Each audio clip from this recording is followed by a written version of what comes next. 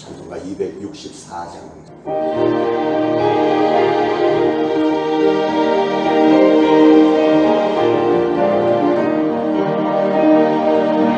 정결하게 하는 셈이 나의 앞에 있도다.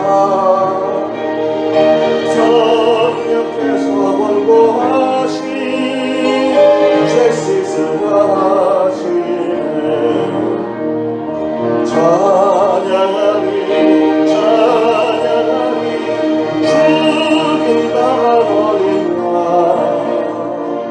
주께 영광 돌리어라. 우리 죄를 씻어주셨네. 나의 가는 길이 좁고 내 뜻대로 안 돼도 욕심 나버리고 주만 따라가겠네. 찬양하리 찬양하리 죽인 당한 어린 양 주께 영광 돌리어라. 우리 죄를 씻어주셨네. 나의 마음 제단 위에 불길같이 타올라. 영원토록 찬양하며 주께 영광 돌리네. 찬양하리 찬양하리 죽은 당한 어린 양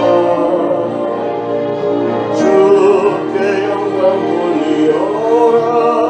우리 죄를 씻어주셨네.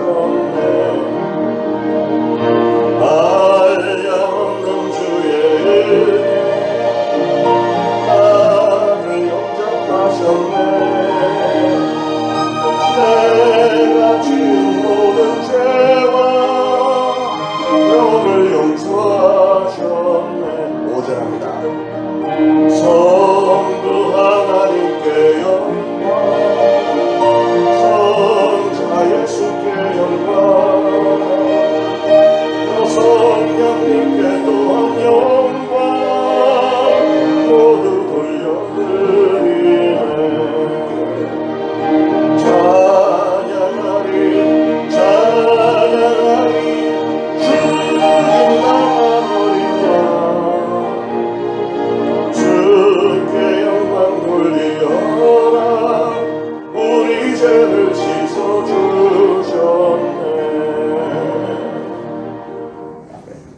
예레미야 26장 1절부터 15절까지 유다의 왕 요시아의 아들 여호야김이 다스리기 시작한 때 여호와께로부터 이 말씀이 임하여 이르시되 여호와께서 이와 같이 말씀하십니다.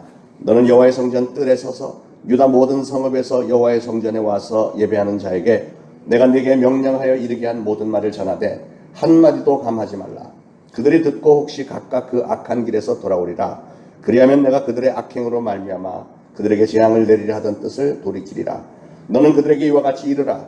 여호와의 말씀에 너희가 나를 순종하지 아니하며 내가 너희 앞에 둔 내 율법을 행하지 아니하며 내가 너에게 나의 종 선지자들을 꾸준히 보내 그들의 말을 순종하라고 하였으나 너희는 순종하지 아니하였느니라. 내가 이 성전을 실로같이 되게 하고 이 성을 세계 모든 민족의 저주거리가 되게 하리라 하셨느니라. 예레미야가 여호와의 성전에서 이 말을 하며 제사장들과 선지자들과 모든 백성이 듣더라. 예레미야가 여호와께서 명령하신 말씀을 모든 백성에게 전하기를 마치매 제사장과 선지자들과 모든 백성이 그를 붙잡고 이르되 네가 반드시 죽어야 하리라. 어찌하여 내가 여호와의 이름을 의지하고 예언하여 이르기를 이 성전이 실로같이 되겠고 이 성이 황폐하여 주민이 없으리라 하며 그 모든 백성이 여호와의 성전에서 예레미야를 향하여 모여드니라. 유다의 고관들이 이 말을 듣고 왕궁에서 여호와의 성전으로 올라가 여호와의 성전 새 대문의 입구에 앉으매 제사장과 선지자들이 고관들과 모든 백성에게 말하여 이르되 이 사람은 죽는 것이 합당하니 너희 귀로 들음같이 이 성에 관하여 예언하였습니다. 예레미야가 모든 고관과 백성에게 말하여 이르되 여호와께서 나를 보내사 너희가 들은 바 모든 말로 이 성전과 이 성을 향하여 예언하게 하셨느니라. 그런즉 너희는 너희 길과 행위를 고치고 너희 하나님 여호와의 목소리를 청종하라. 그리하면 여호와께서 너에게 선언하신 재앙에 대하여 뜻을 돌이키시리라. 보라 나는 너희 손에 있으니 너희 의견에 좋은 대로 옳은 대로 하려니와 너희는 분명히 알아라. 너희가 나를 죽이면 반드시 무죄한 피를 너희 몸과 이 성과 이 성 주민에게 돌리는 것이니라. 이는 여호와께서 진실로 나를 보내사 이 모든 말을 너희 귀에 말하게 하셨습니다. 아멘. 하나님은 태초에 천지를 창조하셨고 그 후로 지금까지 계속해서 이 세상의 모든 일을 섭리하시고 주관하시고 운행하고 계십니다. 하나님의 이 운행하시는 방법을 가만히 성경 말씀을 통해서 또 세상을 돌아가는 것을 보면서 우리가 깨닫는 것은 하나님은 어떤 일에 대해서 완벽한 계획을 다 세워놓으시고 그 다음에 그 뜻대로 다 이루어가는 방법을 쓰고 계십니다. 다시 말하면 이 온 우주와 또 이 지구상의 모든 일들과 우리 인간들 한 사람 한 사람에 대한 그 하나님의 설계도가 있는 거예요. 설계도를 먼저 작성하시고 그 설계대로 세상의 일을 진행하시죠.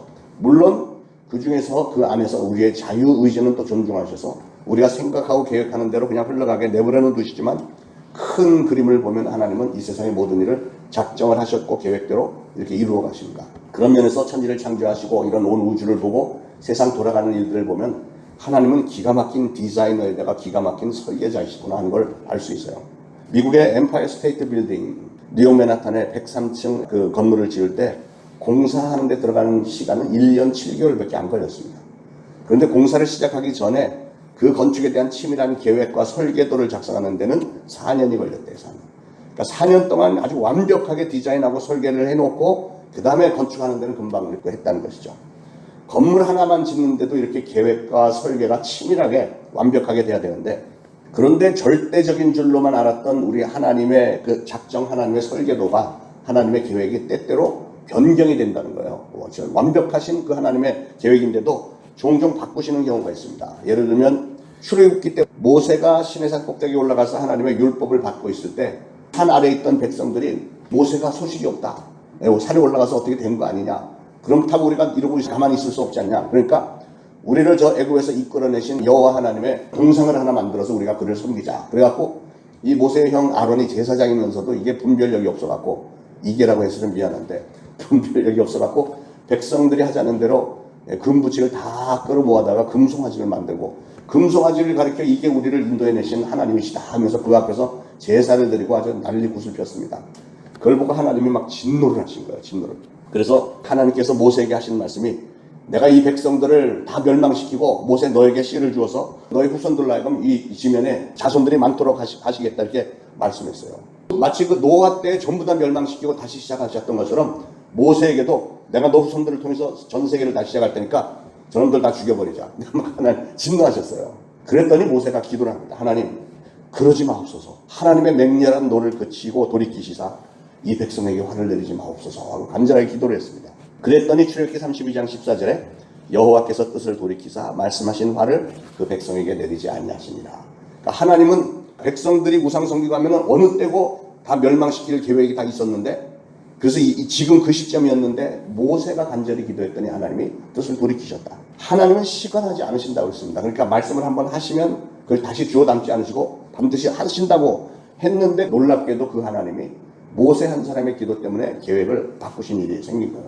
그게 그때만 있는 게 아니고 요엘서 2장 13절에 보면 너희는 옷을 찢지 말고 마음을 찢고 너희 하나님 여호와께로 돌아올지어다. 그는 은혜로우시며 자비로우시며 노하기를 더디하시고 인애가 크시사 뜻을 돌이켜 재앙을 내리지 아니하시나니 주께서 혹시 마음과 뜻을 돌이키시고 그대의 복을 끼치사 너희 하나님 여호와께 소제와 전제를 드리게 하지 아니하실지 누가 알겠느냐. 무슨 말이냐면 하나님은 재앙을 내리고 작정을 하셨어도 우리가 마음만 돌이키고 하나님 앞에 회개하기만 하면 그거로 그냥 끝나고 그냥 용서해 주신다는 게 우리 하나님이에요.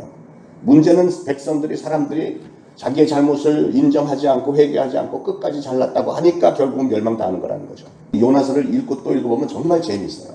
요나의 마음속에 있는 이 심리하고 거기에 대한 하나님의 반응을 보면 기가 막힙니다. 요나 때 하나님께서 또 뜻을 돌이키셨는데 하나님이 요나라는 선지자를 부르셔서 너는 저 니느웨로 가서 저 백성들에게 하나님께서 이 성을 40일 후에 멸망시킬 것이라고 가서 전달해라. 요나는 속으로 너무 좋은 거예요. 왜냐하면 저 니느웨는 원수의 나라 아수르의 수도거든요. 우리 민족을 괴롭히는 저 아수르 저 니느웨가 멸망당하니까 얼마나 좋습니까? 그런데 날 보고 요나 보고 가서 회개하라고 전달을 하래. 그건 다른 건 다 하겠지만 나 저 사람들 회개하고 용서받는 그 꼴은 내가 못 보지. 그래갖고 도망간 거예요. 요나는 하나님의 뜻을 피해서 니느웨로 안 가고 다시스로 갔습니다. 그러나 하나님이 그냥 내버려 두지 않으시죠. 다시스로 가려고 요바에서 배를 타고 가는데 풍랑이 막 불더니 난리가 나니까 결국은 자세히 얘기는 못하지만 선원들이 어쨌든 제비뽑기를 해서 요나를 바닷속에다 집어넣습니다. 큰 물고기를 하나님께서 대비시켰다가 그래서 물고기 속에 3일간 있다가 결국은 회개하고 니느웨 성에 뱉어놓잖아요.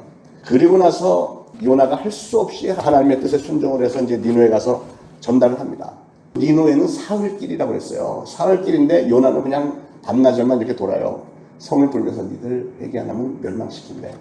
큰 소리 외친 것도 아니고 조용조용 니들 아무도 못 듣게 니들 회개 안 하면 하나님이 멸망시킨대. 그렇게 해놓고 이제는 이제 멸망당하는 걸 보겠다고 마을 어구 밖에 나가서 딱 이렇게 내려다보고 있어요. 하나님이 저것들을 어떻게 멸망시킬까 막 이래가서 고소한 심정으로. 그런데 웬거려 누군가가 요나가 하는 말을 들었고 왕에게 가서 보고를 하니까 니느웨 왕이 전 백성들에게 너희들은 지금부터 금식하고 베옷을 입고 모든 짐승들까지도 베옷을 입히고 금식하면서 회개하라. 그래서 전 국민들이 다 회개를 했잖아요. 그래도 요나는 하나님이 40일 후에 멸망시킨다고 했으니까 멸망시키겠지 그러고 계속해서 나를 이렇게 지켜보고 있는데 멸망을 안 시키는 거예요. 하나님한테 막 항의하고 어떻게 이럴 수 있습니까? 막 항의하고 이러지 않습니까? 요나라는 선지자는 선지자 같지도 않아요. 선지자 사명을 받았지만 성격이 정말 욱하는 게 있고 혈기에 넘치고 이런 사람이었는데, 그런데 니느웨 백성들이 왕으로부터 전부 회개하고 죄를 뒤집어 쓰고 베옷을 입고 짐승들까지도 상상을 해보세요. 소에게 베옷을 입히려면 그 당시에 무슨 재봉틀이 있었던 것도 아니고 그 많은 짐승들까지 다 베옷을 입혀가면서 그들에게 죄를 뿌려가면서 같이 회개를 했대요.